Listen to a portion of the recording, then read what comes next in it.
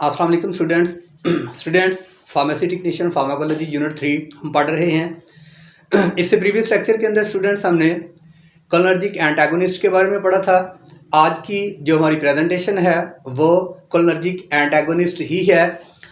अब जो इस लेक्चर के अंदर जो ड्रग है वो देखेंगे कि किस तरह से एंटीकोलिनर्जिक सिस्टम्स पे काम कर रही हैं, यानी एसिटाइलकोलिन को अपने रिस्पेक्टिव रिसेप्टर पे कैसे बाइंड होने पे से इनहिबिट कर रही है या उसकी बाइंडिंग को किस तरह से ब्लॉक कर रही है।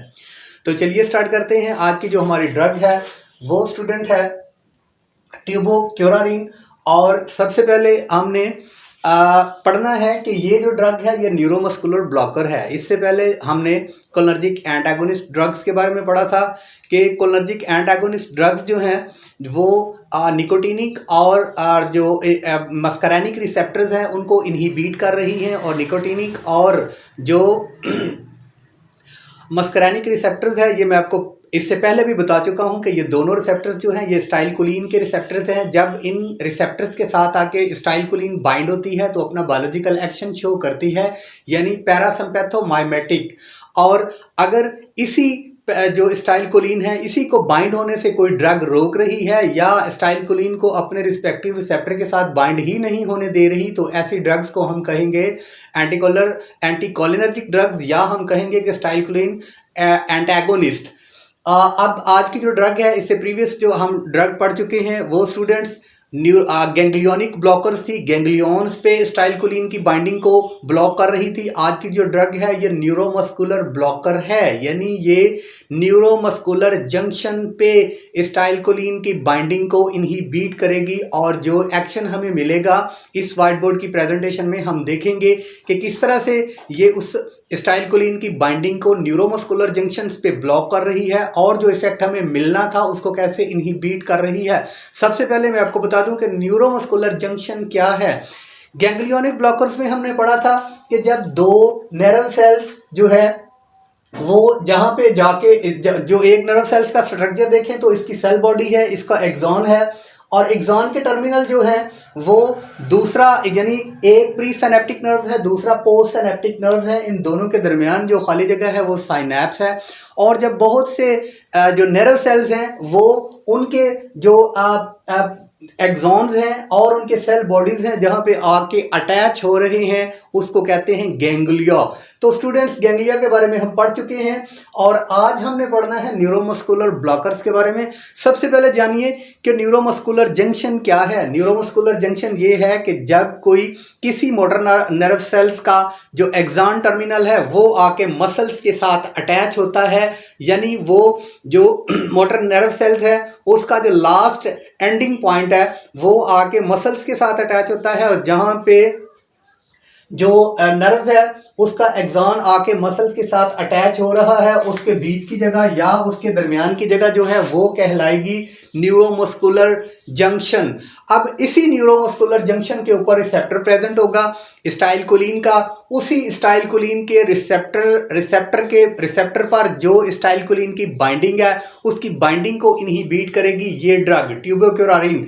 इसके बारे में पढ़ते हैं। सबसे पहले जो कीवर्ड्स मैंने यूज़ किए हैं उन्हीं को इस्तेमाल करते हुए मैं आपको स्टेप बाय स्टेप बताता हूं कि हर जो कीवर्ड्स है उसका मफहूम या उसकी डिटेल बता दूंगा ताकि आप बुक सामने रखें और आपको पता चल जाए कि इनकी जो ये टर्मिनोलॉजी है उसकी एक्सप्लेनेशन क्या है। तो स्टार्ट करते हैं स्टूडेंट्स व्हाइट बोर्ड से। सबसे पहले हमने पढ़ना है न्यूरोमस्कुलर ब्लॉकर्स। ये न्यूरोमस्कुलर ब्लॉकर्स कैसे हैं, इनके कीवर्ड्स मैंने लिखे हैं। These drugs block acetylcholine to neuromuscular junction. मैंने न्यूरोमस्कुलर जंक्शन बताया था कि जहां पे नर्व सेल्स आके मसल्स के साथ अटैचमेंट जहां पे होगी उनके दरमियान की जो जगह है उसको हमने कहना है कि ये न्यूरोमस्कुलर जंक्शन है। वहां पे ये रिसेप्टर्स प्रेजेंट है और इसी रिसेप्टर्स पे एसिटाइलकोलिन की इनहिबिशन करती है ये ड्रग्स। ठीक है, उसके बाद हम देखते हैं कि these are structural analogue. Students analogue of acetylcholine, analogue of acetylcholine इस ड्रग को इस वजह से कहेंगे कि ये जैसे एसिटाइलकोलिन इसी रिसेप्टर्स पे आके बाइंड होती है ऐसे ही ये ड्रग्स जो है ये भी इसी निकोटिनिक रिसेप्टर्स पे आके बाइंड होती है। यानी ये एसिटाइलकोलिन जिस रिसेप्टर्स पे आके बाइंड होता है वैसे ही इसकी प्रॉपर्टी है कि ये उसी रिसेप्टर पे आके इसने बाइंड होना है, इसलिए इसको हमने एनालॉग ऑफ एसिटाइलकोलिन कहना है कि यानी एसिटाइलकोलिन की एनालॉग है, एसिटाइलकोलिन के रिसेप्टर पे इसकी बाइंडिंग है, इस वजह से ये एसिटाइलकोलिन की एनालॉग है। उसके बाद स्टूडेंट्स देखना है इसका यूजेस क्या है।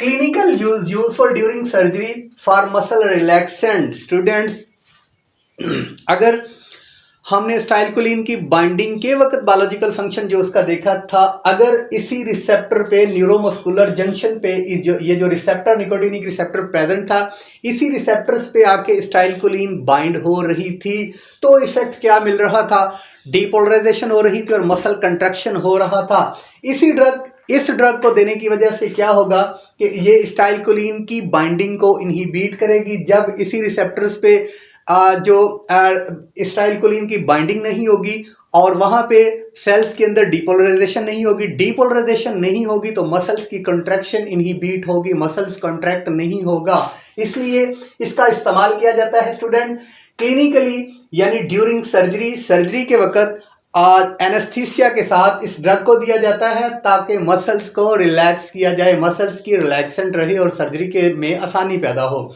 तो स्टूडेंट्स आगे चलते हैं। जो हमारी ड्रग है आज की इस कैटेगरी की न्यूरोमस्कुलर ब्लॉकर्स की, वो है ट्यूबोक्यूरारिन। ट्यूबोक्यूरारिन के बारे में स्टूडेंट्स जानते हैं। सबसे पहले जो दो टर्म्स इस्तेमाल हुई हैं उन टर्म्स की डिटेल में आपको बताऊंगा। सबसे जो पहली टर्म्स ट्यूबोक्यूरारिन के लिए इस्तेमाल हुई है ये है नॉन डीपोलराइजिंग। नॉन डीपोलराइजिंग के बाद है कॉम्पिटिटिव ब्लॉकर्स। सबसे पहले जानते हैं नॉन डीपोलराइजिंग क्या है और कॉम्पिटिटिव ब्लॉकर क्या है। सबसे पहले जाने डीपोलराइजेशन क्या है, यानी ये नॉन डीपोलराइजेशन यानी ये नॉन डीपोलराइजिंग एक्ट कैसे करती है। सबसे पहले समझिए, ये आपका नर्व सेल्स है, उसके बाद ये मसल सेल्स है, इनके दरमियान की जगह है न्यूरोमस्कुलर जंक्शन। न्यूरोमस्कुलर जंक्शन के अंदर ये जो अब रिसेप्टर निकोटिनिक रिसेप्टर प्रेजेंट है। अब इस ड्रग ने क्या करना है, नॉन डीपोलराइजिंग एजेंट है। कैसे नॉन डीपोलराइजिंग है, सबसे पहले स्टूडेंट्स जानिए, उसी बात को माइंड में लाइए कि जब इसी रिसेप्टर के साथ एसिटाइलकोलिन की बाइंडिंग हो रही थी, फर्ज करें ये एसिटाइलकोलिन है, ये जो है मेकामाइल अमाइन या ट्यूबोक्यूरारिन है, यानी यहां पे ट्यूबोक्यूरारिन हम करते हैं इस ड्रग को सबसे पहले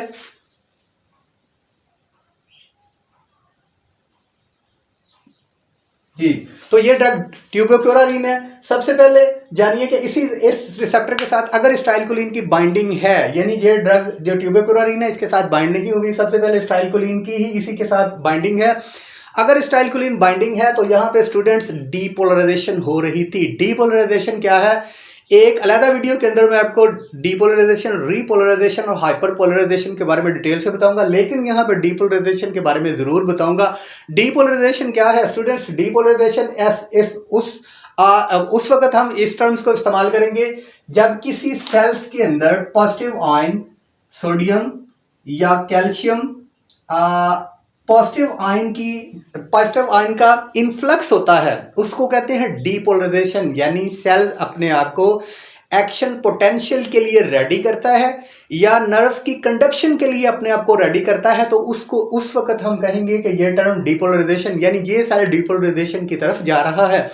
अगर इसी रिसेप्टर के साथ एसिटाइलकोलिन प्रेजेंट थी तो ये सोडियम और कैल्शियम या पॉजिटिव आयन की परमिबिलिटी को इंक्रीज कर रहा था सेल्स के अंदर।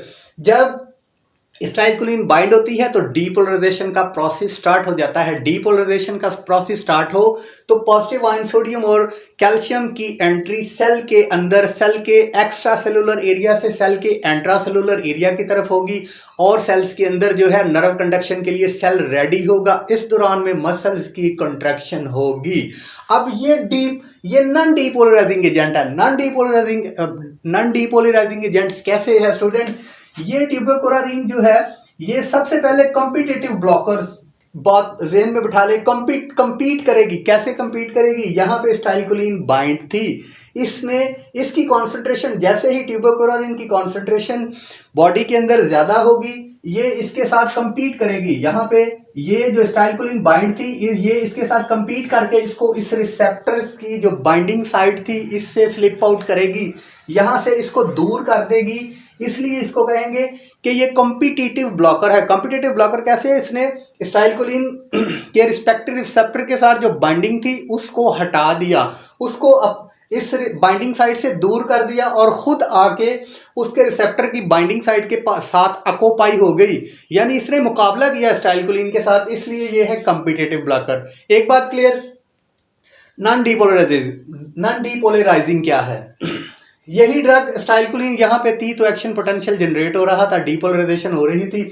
अगर यही ड्रग ट्यूबेकुरारिन आके बाइंड हो गई तो स्टाइलकोलिन की बाइंडिंग की वजह से डीपोलराइजेशन हो रही थी। अब स्टाइलकोलिन प्रेजेंट ही नहीं है, इसलिए ट्यूबेकुरारिन की प्रेजेंस की वजह से यहाँ पे एक्शन पोटेंशियल जनरेट नहीं होगा, डीपोलराइजेशन नहीं होगी, क्योंकि डीपोलराइजेशन को अलाउड कर रहा था स्टाइलकोलिन। और अब यहाँ पे स्टाइलकोलिन इस रिसेप्टर के साथ बाइंड ही नहीं है, स्टाइलकोलिन की बाइंडिंग के साथ डीपोलराइजेशन हो रही थी। अब स्टाइलकोलिन यहाँ पे नहीं बाइंड, यहाँ पे ट्यूबेकुरारिन बाइंड है, तो वो डीपोलराइजेशन को के प्रोसेस को यहाँ पे स्टॉप हो जाएगा। तब तक जब तक स्टाइलकोलिन यहाँ पे दोबारा आके बाइंड नहीं होगी, तब तक यहाँ पे पोलराइजेशन डीपोलराइजेशन का प्रोसेस जो है, सोडियम और पोटेशियम जो पॉजिटिव आयन है वो सेल्स के अंदर नहीं आएंगे, इसलिए हम इसे कहेंगे कि डीपोलराइजिंग एजेंट है। इन दोनों टर्म्स को समझने के बाद आपको काफी हद तक इसकी समझ आ गई होगी।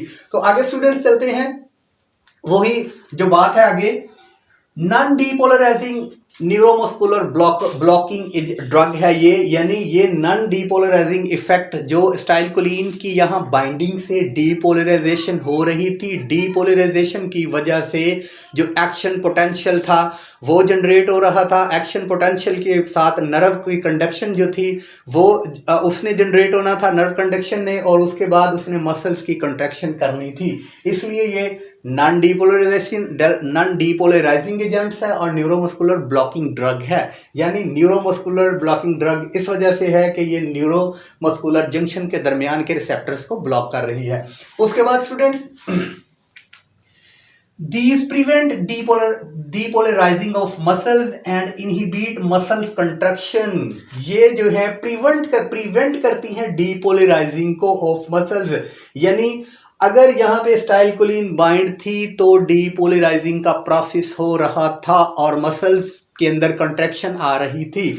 अगर ये स्टाइलकोलिन के साथ कंपीटिटिवली आके मुकाबलातन आके इसके रिसेप्टर के साथ बाइंड हो गई, इसके रिसेप्टर्स की बाइंडिंग साइट्स को ऑक्युपाई कर लिया, तो यहाँ पे जो प्रोसेस चल रहा था डीपोलराइजेशन का वो स्टॉप हो गया। इसलिए ये डीपोलराइजेशन प्रोसेस को स्टॉप करती है। प्रिवेंट का मतलब यानी इसको रोक देती है, डीपोलराइजेशन को रोक देती है। और अगर डीपोलराइजेशन रुक जाए तो मसल्स की कंट्रैक्शन नहीं होगी, और मसल्स की कंट्रैक्शन क्यों हो रही थी? वहाँ पे सोडियम और कैल्शियम जो के पॉजिटिव आयन थे उनका इन्फ्लक्स था, यहाँ पे इन्फ्लक्स ही खत्म हो गया, डीपोलराइजेशन ही खत्म होगी, तो मसल्स की कंट्रैक्शन कैसे होगी? उसके बाद स्टूडेंट्स देखते हैं इसका थेरेपेटिक यूजेस क्या है, इसको मेडिकल क्लिनिकली यूजेस इसका क्या है।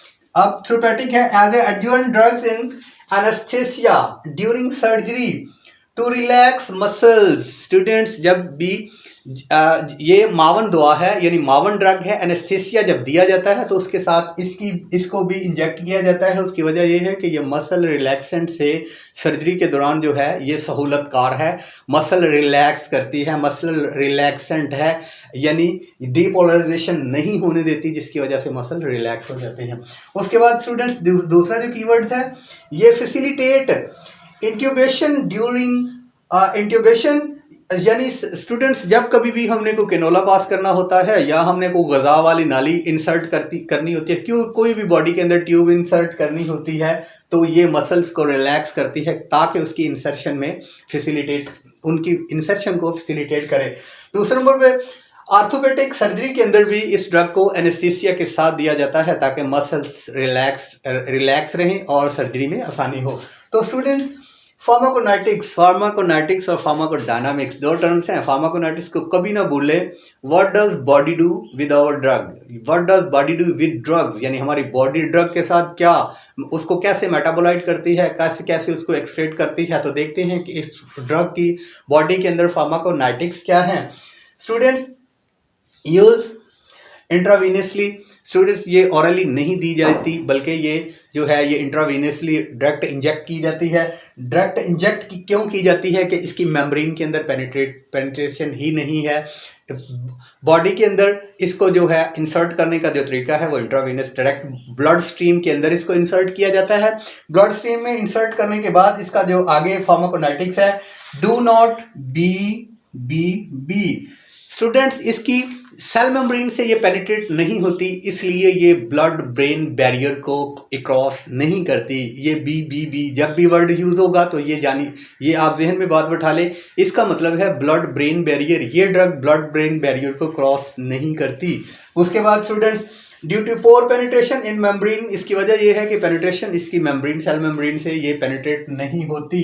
यही वजह है कि ये बॉडी के अंदर बहुत जल्द मेटाबोलाइज नहीं होती, बल्कि सम केसेस के अंदर यानी बहुत टाइम दफ़ा तो ये बॉडी के अंदर मेटाबोलाइज ही नहीं होती और इसको किडनी जो है ये एलिमिनेट कर देती है, एक्सक्रेट कर देती है। यानी एक्सक्रेशन जो है इसकी या बॉडी से एलिमिनेशन है वो थोड़ा किडनी होती है। अनमेटाबोलाइज ही ड्रग जो है यही बॉडी से सीक्रेट कर दी जाती है थोड़ा यूरिन।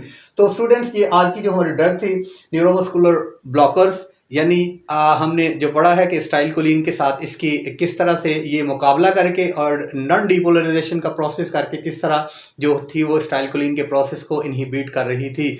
तो इसके साथ ही जो हमारा ये टॉपिक था कोलिनर्जिक एंटागोनिस्ट वाला, वो अकॉर्डिंग टू आवर सिलेबस इख्तिताम पजीर हुआ। अगले सबक के साथ इंशाल्लाह दोबारा मुलाकात होगी। बहुत शुक्रिया। अस्सलाम वालेकुम।